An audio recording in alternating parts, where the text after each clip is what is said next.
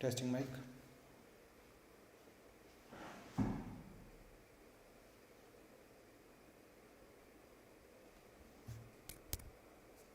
चलो अब आवाज़ ठीक है हमारी, पढ़ाई शुरू करें।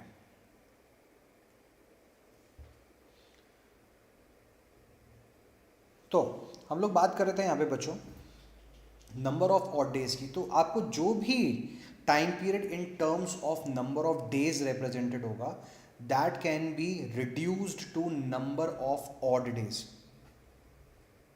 नंबर ऑफ ऑड डेज के अंदर किस तरीके से नंबर ऑफ ऑड डेज के अंदर, जैसा कि आप यहाँ पे क्लियरली देख सकते हो क्या हुआ, क्या हुआ यहाँ पे 31 हमें यहाँ पे दे रखे थे, 31 डेज आपको जनवरी के अंदर दे रखे थे। हमने इसको डिवाइड किया 7 से, 7 से डिवाइड करने पे 4 हमारा क्वेश्चन आया और 3 हमारा रिमाइंडर आया। क्या मतलब हुआ इस बात का कि महीने में 31 दिन के महीने में, यानी कि जनवरी की हम लोग बात कर रहे थे, 31 डेज थे, वहाँ पे 4 वीक्स थे और 4 वीक्स के बाद में आपको 3 डेज ऐसे बचे जो भी कि किसी भी वीक का हिस्सा नहीं थे, यानी कि वो वीक के बाहर, कंप्लीट वीक्स के बाहर लाए कर रहे थे। इस कॉन्सेप्ट को हम लोग किस तरह से यूज़ करते हैं, एग्जाम्पल हम लोगों ने देखा था कि 1 जनवरी 2025 को आपको लेट से दे रखा है मंडे, फर्स्ट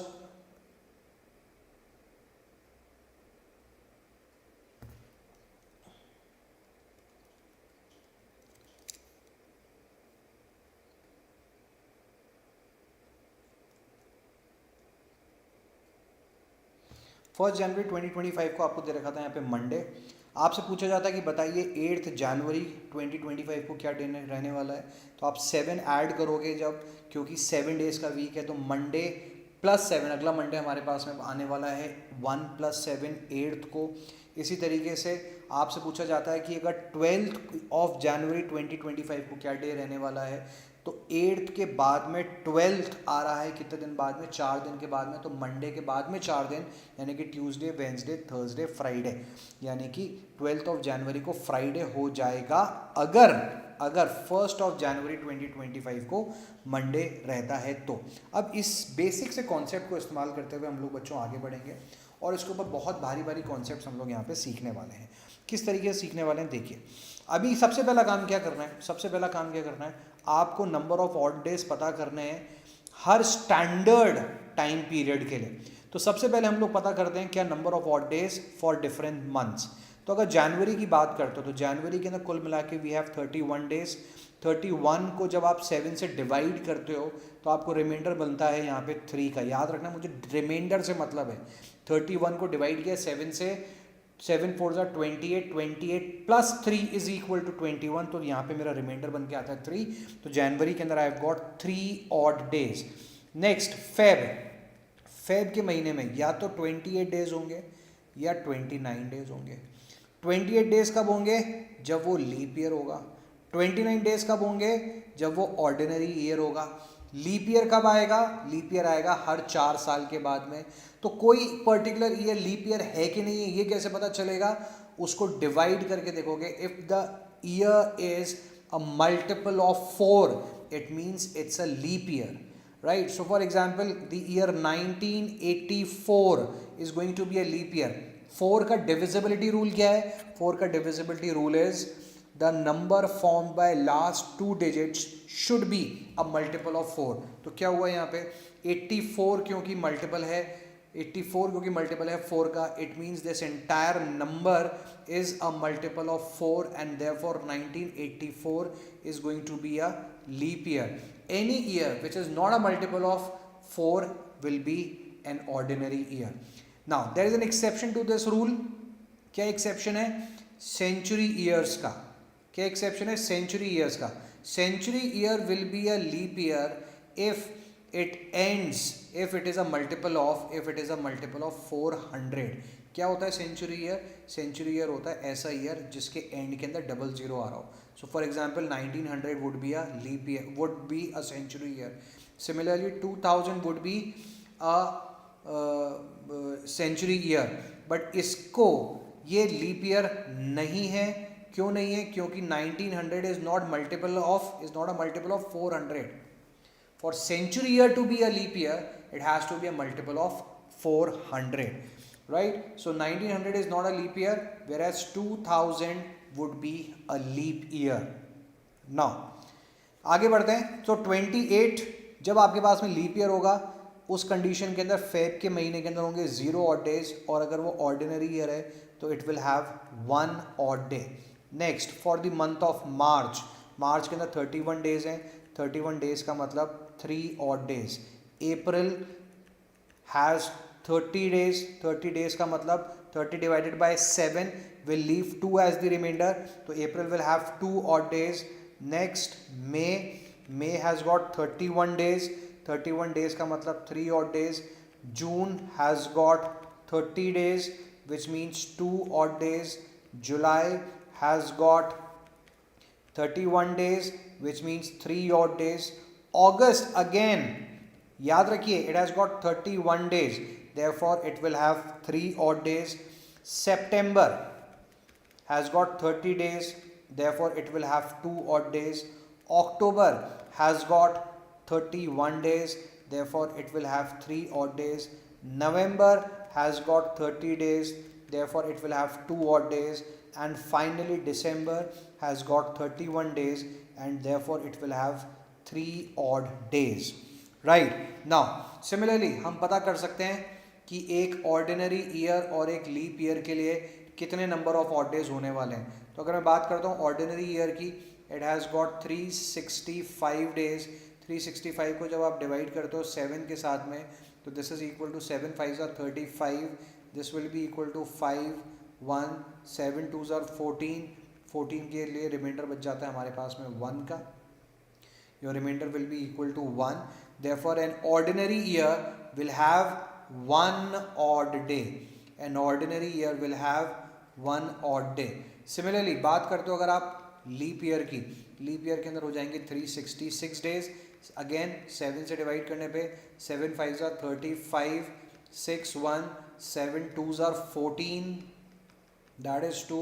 इसका मतलब leap year will have 2 odd days. ये स्टैंडर्ड रिजल्ट्स हैं, आप ऐसे कैसे इस्तेमाल कर सकते हो. अच्छा, अगर मेरे पास में यहाँ पे अगर मैं इनके इंडिविजुअल मंथ्स के ऑड डेज को ऐड करता हूँ और फिर पता करता हूँ कि टोटल ईयर में कितने ऑड डेज आएंगे, देन टू आपके पास में वैल्यू आने वाली है 1. देख लीजिए किस तरीके से होगी ये चीज़.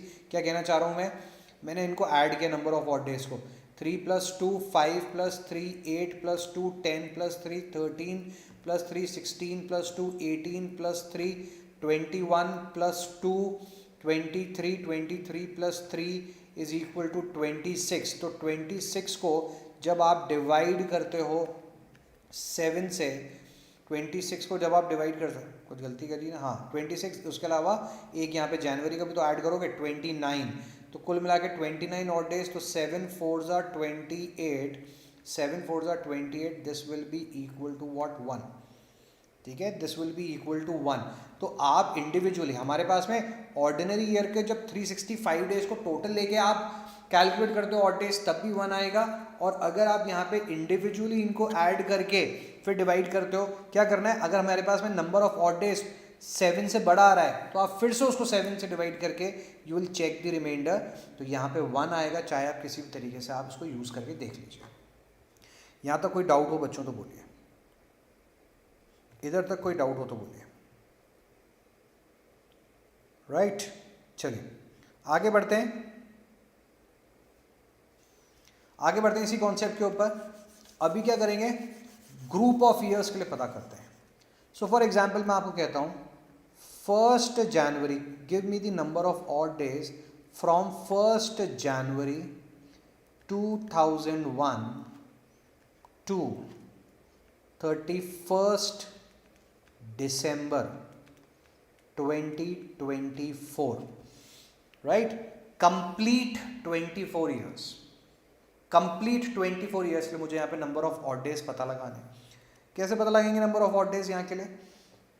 सबसे पहला काम, क्योंकि यहाँ पे कंप्लीट ईयर्स हैं, क्योंकि यहाँ पे कंप्लीट ईयर्स हैं 1 से लेके 24 तक कंप्लीट ईयर्स हैं. देयरफॉर सबसे पहले आप इसको डिवाइड करोगे, आप पता लगाओगे यहाँ पे कितने लीप ईयर्स हैं और कितने ऑर्डिनरी ईयर्स हैं. तो क्या हो जाएगा यहाँ पे, अगर मैं इनको काउंट करना शुरू करूँ, पहला ईयर जो लीप ईयर बन के आएगा that would be equal to 2004, next it would be 2008, next it would be 2012, next 2016, next 2020, next 2024। कुल मिला के कितने हो गए, 1 2 3 4 5 6, कुल मिला के 6 लीप ईयर्स। इसको मैं डायरेक्टली भी कैलकुलेट कर सकता था, कैसे, 1 से लेकर 24 को डिवाइड किया, क्योंकि 4 4 की ग्रुपिंग चल रही है, तो 4 6 24, यहाँ पे हमारे पास में 6। याद रखिएगा नंबर ऑफ लीप ईयर्स जब कैलकुलेट कर रहे हो तो you need to take question into consideration. तो 6 ईयर्स यहाँ पे लीप ईयर्स हो गए। तो क्या करना है अभी अपने को, 2001 से लेके 2024 तक हमारे पास कुल मिला के 24 ईयर्स थे, और वो 24 ईयर्स के अंदर से लीप ईयर्स कितने थे, we had 6 leap years and rest all of them were ordinary years, rest all of them were ordinary years. Now leap year हमने अभी अभी सीखा, एक लीप ईयर के अंदर 2 ऑड डेज होते हैं, यानी कुल मिला के 12।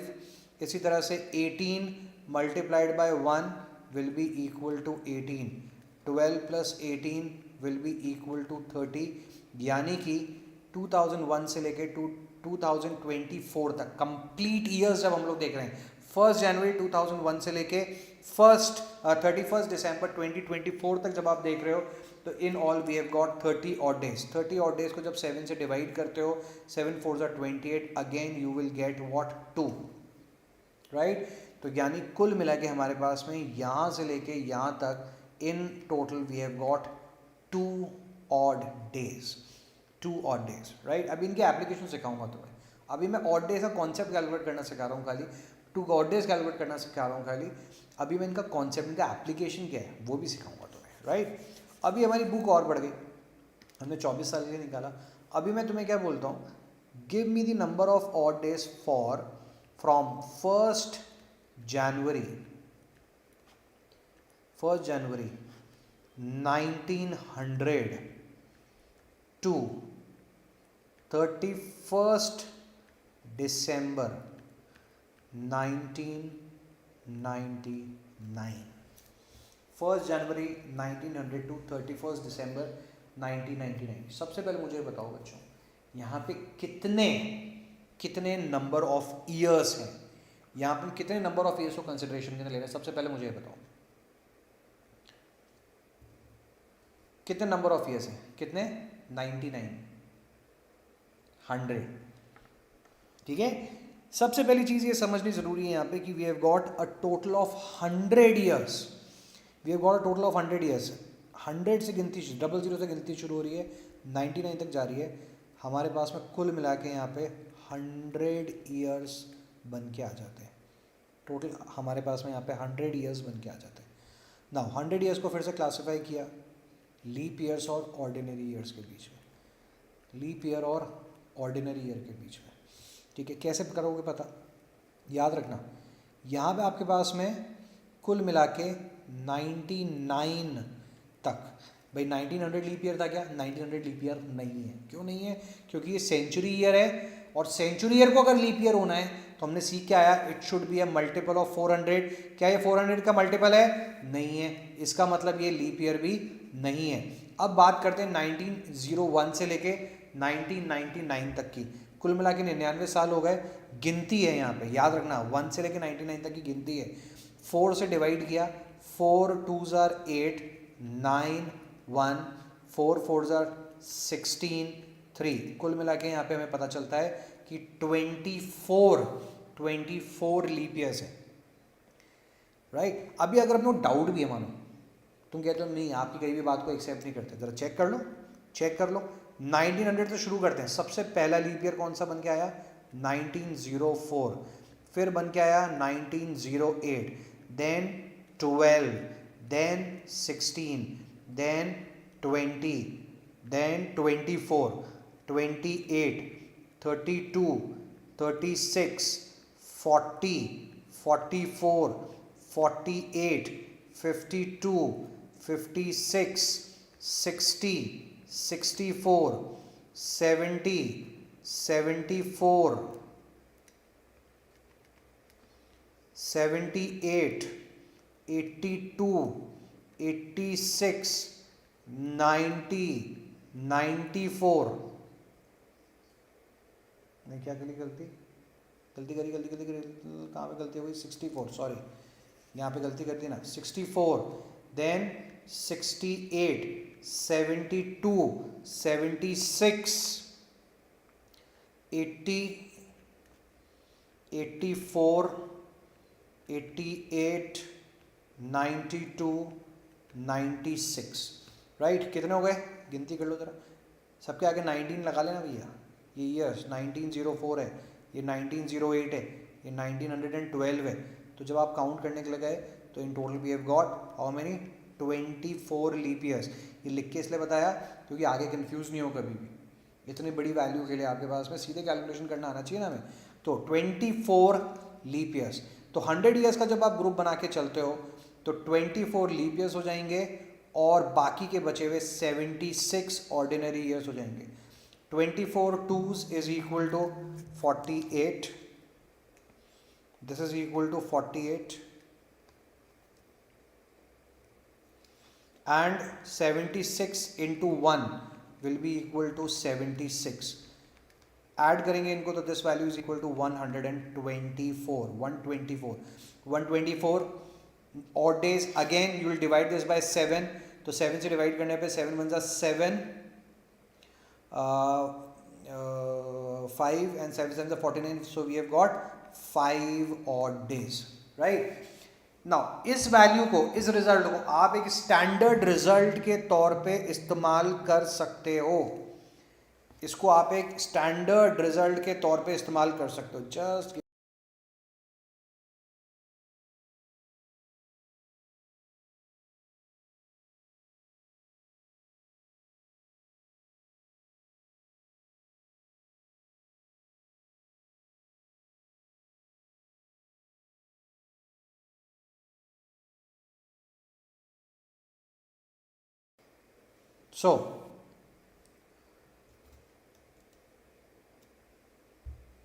सो this is equal to 5 odd days. Now अभी तक जितनी चीज़ें बताई ना सब भूल जाओ, कोई दिक्कत नहीं है। ये जो सारी तुम्हारा गणित बताई ना इधर, ये सारी भूल जाओ, कोई दिक्कत नहीं है। स्टैंडर्ड रिजल्ट याद रखो।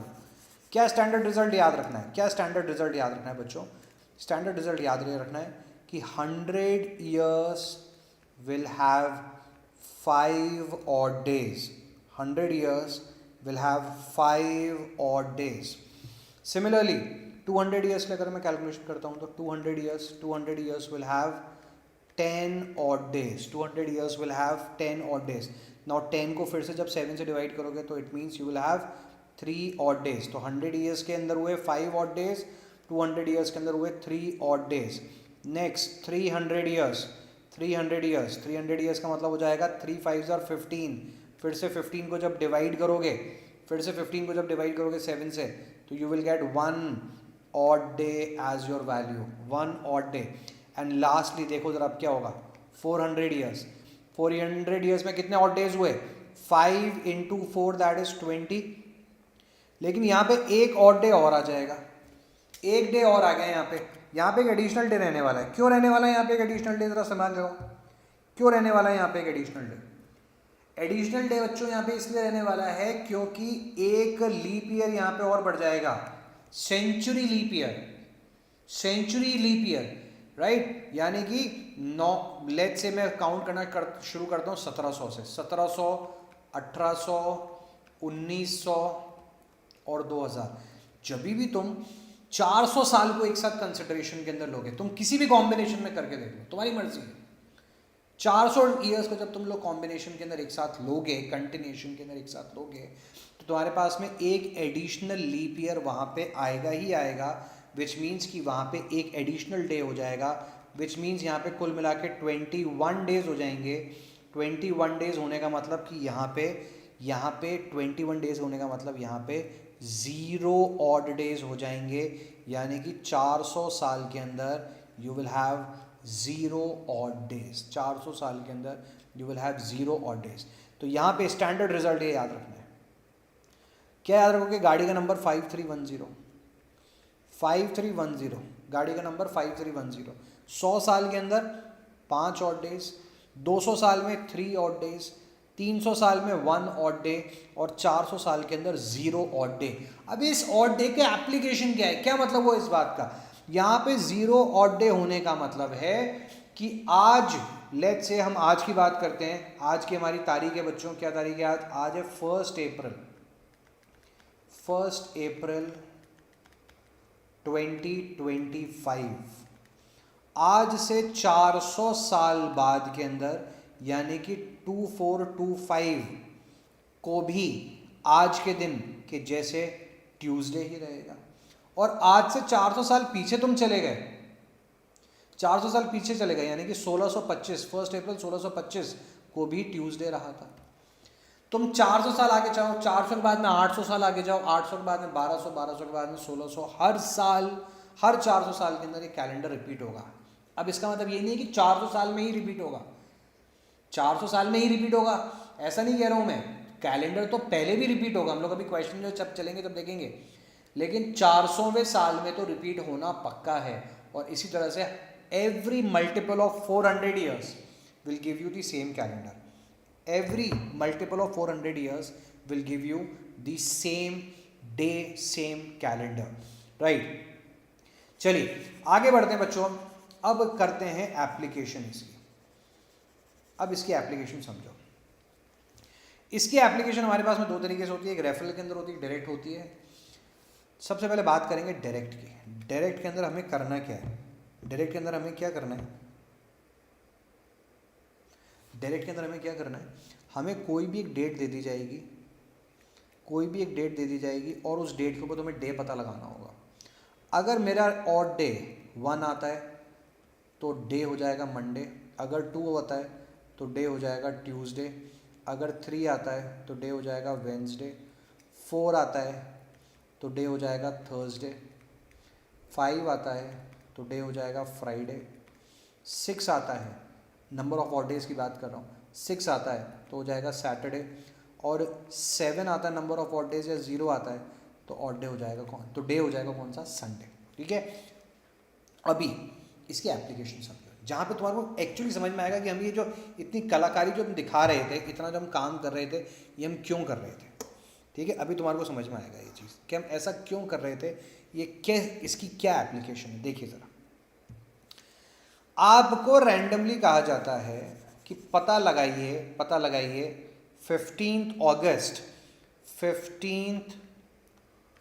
अगस्त 1947 को क्या डे था। आपसे कहा जाता है पता लगाइए 15 अगस्त 1947 को क्या डे था। ठीक है, अभी अपना काम क्या है यहाँ पे समझना।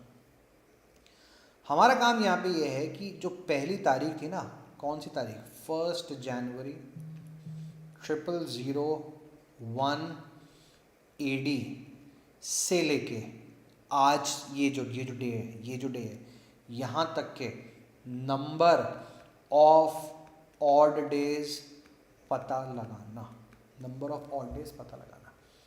ठीक है, तो हमने जो जितने स्टैंडर्ड रिजल्ट्स पता करे, इतनी जो हमने कैलकुलेशंस अभी देखी, इनका सबका इस्तेमाल करोगे और इनको यूज़ करते हुए आप 1 जनवरी 0001 से लेके 15 अगस्त 1947 तक के नंबर ऑफ ऑड डेज पता कर लोगे। कैसे पता करना है ज़रा देखिए, मुश्किल काम एकदम नहीं है। ठीक है, सिंपल सी चीज़ है, 1-2 क्वेश्चन सॉल्व करोगे ना, फर्स्ट क्लास एकदम दिमाग के अंदर सेट हो जाएगा, मज़े से तुम क्वेश्चन को सॉल्व करना शुरू कर दोगे। ठीक है, क्या करना है यहाँ पे, सबसे पहला काम ये देखना, सबसे पहला काम ये है कि इसको हम स्टैंडर्ड रिजल्ट्स कितने के अंदर बाइफरकेट कर सकते हैं। क्या करना होगा, सबसे पहले देखो 1947 जो ईयर है ये चल रहा है। ठीक है, हम इसके बीच में कहीं है, कंप्लीट ख़त्म नहीं हुआ है, 1947 ईयर चल रहा है। ईयर्स कंप्लीट कितने हो गए, ईयर्स कंप्लीट हो गए 1946। कंप्लीट ईयर्स कितने हैं, 1946। अब इसको अपन ब्रेक करेंगे किस तरीके से, इस 1946 को ऐसे ब्रेक करेंगे कि हमें यहाँ पे कुछ स्टैंडर्ड रिजल्ट्स यूज़ कर सकें। कैसे, सबसे पहले आप देखोगे 1946 के नीचे कितने मल्टीपल्स ऑफ 400 हैं, तो nearest multiple of 400 less than 1946 हमने उठाया, दैट इज इक्वल टू 1600। क्यों लिया 1600? क्योंकि अगर 400 साल में 0 ऑड डेज थे तो 800 साल में भी 0 ऑड डे होंगे, 1200 साल में भी 0 ऑड डे होंगे और 1600 साल में भी 0 ऑड डे होंगे।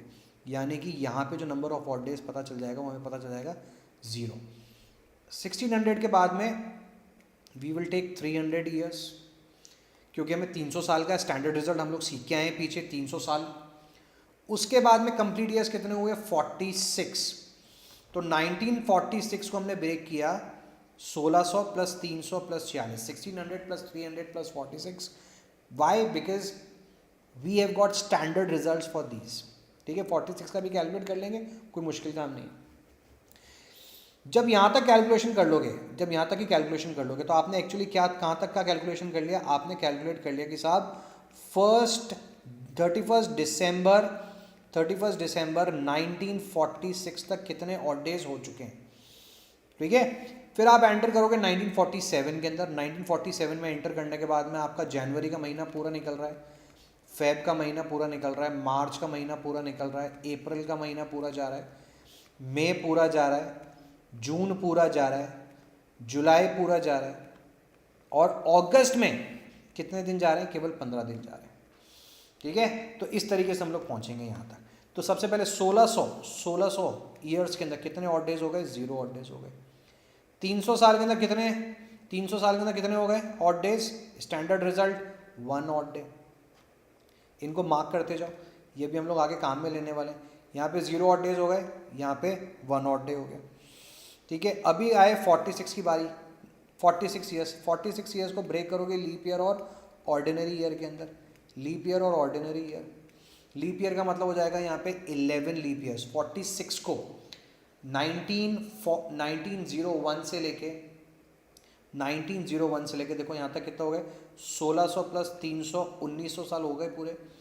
फिर आपके पास में 1901 शुरू होगा, तो 1901 से लेके 1946 तक कुल मिला के we had 46 years, complete 46 years, जिसमें से लीप ईयर्स थे 11 और बाकी के बचे हुए 35 थे ऑर्डिनरी ईयर्स। 35 थे ordinary years. Each leap year had 2 odd days, तो 11 2s are 22। Each ordinary year had 1 odd day, तो 35 इंटू 1 इज इक्वल टू 35। दोनों को ऐड करते हो तो this value will become equal to 57। यानी कि इन 46 साल में these 46 years will have a total of 57 odd days. 57 odd days का मतलब हो जाता है यू विल हैव 7 8 56, 1 का रिमाइंडर, यानी कि it will have 1 odd day. It will have 1 odd day. तो देखो अभी तक हमने कितने ऑड डेज इकट्ठे कर लिए? एक हमने इकट्ठा किया, एक हमने देखा 1600 साल के अंदर 0 ऑड डे, फिर हमने देखा 300 साल के अंदर 1 ऑड डे, फिर हमने देखा 46 ईयर्स के अंदर अ टोटल ऑफ 1 ऑड डे। अभी काउंट करते हैं क्या? अभी अपन 46 खत्म कर दिया, 1946 ईयर्स खत्म कर दिया। अब अपन ऐड करना शुरू करेंगे जनवरी से। जनवरी का महीना 1947 के अंदर आप एंटर कर चुके हो 1947 में। जनवरी का पूरा महीना गया, कुल मिला के 31 डेज। 31 डेज का मतलब हम स्टैंडर्ड रिजल्ट ऑलरेडी देख चुके हैं इसका, 3 ऑड डेज। फेब, जैसी फेब आएगा आप चेक करोगे कि जो कंसर्न्ड ईयर है वो लीप ईयर है कि ऑर्डिनरी ईयर है। 1947 की बात चल रही थी, 1947, 47 itself is not a multiple of 4, therefore 1947 is also not a multiple of 4 and therefore 1947 is a leap year। इसका मतलब ये हो जाता है 0 odd days। March will have 3 odd days, April will have 2 odd days, May will have 3 odd days, June will have 2 odd days, July will have 3 odd days, और अगस्त याद रखिएगा, अगस्त complete cross नहीं कर रहे हो। अगस्त में आप जा रहे हो केवल 15 डेज तक। 15 डेज का मतलब अगेन 7 से डिवाइड करने पे 7 2s are 14, that is August will in this case have only 1 odd day. समझ गए? क्योंकि महीना पूरा क्रॉस नहीं हो रहा है, we are not crossing the entire month of August, therefore अगस्त में 15 अगस्त तक पहुंचे हो तो केवल 15 डेज ही कंसिडरेशन में लिया जाएगा, यानी कि केवल 1 odd day. 15 divided by 7 will give you a remainder of 1, therefore अगस्त का महीना 15 अगस्त तक देगा आपको सिर्फ 1 ऑड डे। अभी क्या करना है, इन सबको ऐड कर लो। 3 3 6, 6 2 8, 3 11 और 2 13, 3 16 और 1 17। In total we have got 17 odd days. Again 17 को 7 से डिवाइड करोगे, 7 से बड़ा नंबर है तो you will gate 7 2 14, that is you will have 3 odd days, right. तो 15 अगस्त तक, 1 जनवरी 1947 से लेके 15 अगस्त 1947 तक हमारे पास में कुल मिला के हो चुके हैं 3 ऑड डेज। तो देखिए यहाँ पे कितने ऑड डेज इकट्ठे कर लिए हम लोगों ने, ये मैंने रेड में मार्क कर रखे। कितने ऑड डेज हो गए? 0 + 1 0 + 1 1 + 1 2 2 + 3 5, टोटल 5 ऑड डेज। 1947 15 अगस्त तक हमारे पास में है 5 ऑड डेज, स्टार्टिंग से कंप्लीट करके। क्या करना चाह रहे हैं? 15 अगस्त 1947 तक, 1947 का डे पता लगाना चाह रहे हैं। हमने कहा क्या तरीका है, 0001 AD, 1 जनवरी 0001 AD से लेकर 1947 तक हम लोग 15 अगस्त 1947 तक total number of odd days हमने पता लगाए। पता चला कि 5 ऑड डेज है। अब मैंने आपको क्या बताया था, अगर नंबर ऑफ ऑड डेज आए 1 तो होगा मंडे, 2 आए तो होगा ट्यूसडे, 3 आए तो होगा वेंसडे, 4 आए तो होगा थर्सडे, 5 आए तो होगा फ्राइडे, और 6 आए तो होगा सैटरडे, और 7 या 0 आ जाए, 7 या 0 आ जाए तो हो जाएगा संडे। यहाँ पे आ रहा है आपके पास में कितना? 5, which means 15 August 1947 was a Friday. It was a Friday, right? कोई डाउट हो तो बोलिए बच्चों, एकदम क्लियर है। एक और एग्जाम्पल देखते हैं, एक एग्जाम्पल और देखते हैं आज की क्लास के लिए। एक एग्जाम्पल और देखेंगे, उसके बाद में कल हम लोग एक्सरसाइज सॉल्व करेंगे इसकी। क्या एग्जाम्पल? सिंपल सा एग्जाम्पल लेते हैं। एग्जाम्पल ले लिया कौन सा? 26 जनवरी, 26 जनवरी 1950, 26 जनवरी 1950। देखिए क्या हुआ यहाँ पे, हो क्या रहा है देखिए। 1950 यानी कि 1949 ईयर्स आपने कंप्लीट किए हैं, 1949 ईयर्स कंप्लीट किए हैं। और 1949 ईयर्स तक आप क्या करोगे, इसको कैसे ब्रेक करोगे? आप करोगे 1600 + 300 + 49, 1600 + 300 + 49। क्या याद रखना है? 1950 की बात करी गई है। हम देखेंगे कितने ईयर्स कंप्लीट हुए हैं हमारे 1949 ईयर्स कंप्लीट हुए हुए हैं, 1949 ईयर्स कंप्लीट हुए हुए हैं। तो ब्रेक किस तरीके से किया? 1949 से छोटा नियरेस्ट मल्टीपल ऑफ 400 1600, फिर हमने देखे कितनी सेंचुरीज, और फिर हमने देखे इंडिविजुअल कितने ईयर्स और हो गए। तो 1600 के अंदर we have got 0 odd days, 300 के अंदर we have got 1 odd day, 49 को आप ब्रेक करोगे लीप ईयर और ऑर्डिनरी ईयर के अंदर, 49 को 4 से डिवाइड किया तो हमारे पास में क्वेश्चन आता है 12। तो 49 में से 12 लीप ईयर हो गए और 37 ऑर्डिनरी ईयर हो गए। Every leap year will have 2 odd days, तो कुल मिला के हो गए 24। 37 × 1, this will be equal to 37। कुल मिला के यहाँ पे बन जाते हैं 24 + 37, that is equal to 61 odd days.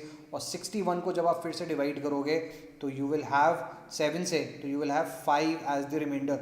एक बहुत कॉमन मिस्टेक जो बच्चे करते हैं वो क्या करते हैं कि लीप ईयर को जब कंसिडरेशन में लेना है तो हमें कंसिडरेशन में लेना था, जब लीप ईयर कैलकुलेट करना था हमें कंसिडरेशन में लेना क्वेश्चन को, वो लेता रिमाइंडर। और जब नंबर ऑफ ऑड डेज को कंसिडरेशन में लेना है तो हमें नंबर ऑफ ऑड डेज जब कैलकुलेट करने थे तो हमें लेना था रिमाइंडर को कंसिडरेशन के अंदर, वो ले लेता क्वेश्चन। तो वो कंफ्यूज नहीं। क्या याद रखना है कि जब leap year, number of leap years calculate करना है 4 से डिवाइड करोगे और क्वेश्चन को कंसिडरेशन के अंदर लोगे। जब number of odd days calculate करने हैं तो 7 से डिवाइड करोगे और रिमाइंडर को कंसिडरेशन के अंदर लोगे।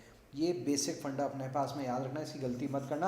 हालांकि मैं ही तुम्हें इतनी प्रैक्टिस करवा दूंगा कि तुम ये गलती नहीं दोहराने वाले हो, बिल्कुल पक्की बात है, राइट। तो अब देखिए कितने ऑड डेज हमारे पास इकट्ठे हो चुके हैं। 1600 साल के 0 ऑड डेज, 300 साल के 1 ऑड डे, 49 ईयर्स के 5 ऑड डेज। फिर आप एंटर कर जाते हो कहाँ पे? 1950 के अंदर। 1950 में कहाँ तक जाना है?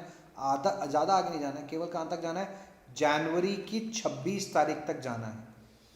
जनवरी भी पूरा क्रॉस नहीं हुआ, जनवरी की केवल 26 तारीख तक जाना है। तो 26 divided by 7 will give you 5 as the reminder.